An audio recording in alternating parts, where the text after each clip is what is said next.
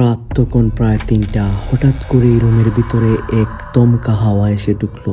সাথে সাথেই কাইয়ুমের পরিবর্তন। কিছু না বলেই কাইয়ুম ভয়ঙ্কর এক অঙ্গভঙ্গি করে বেড থেকে উঠে চলে গেল। এদিকে আমি এবং খালেদ গভীর ঘুমে মগ্ন। কাইয়ুমের হাঁটা এবং চাওয়ার মাঝে যেন একটা পরিবর্তন দেখা গেল, কিন্তু ভয়ঙ্কর এই অঙ্গভঙ্গি করে কোথায় যাচ্ছে কাইয়ুম?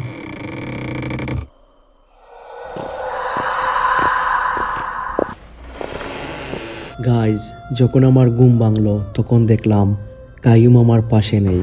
আমার কাছে লাগলো হয়তো সে ঘুম থেকে উঠে চলে গেছে, কিন্তু যখন আমি মোবাইলে টাইম দেখলাম তখন দেখলাম রাত 3টা। সাথে সাথেই আমি খালেদকে ডাক দিলাম এবং বললাম কাইয়ুম রুমের ভিতরে নেই। এদিকে রুমের ভিতরেও দরজা লক করা, বাথরুমের ভিতরেও সে নেই।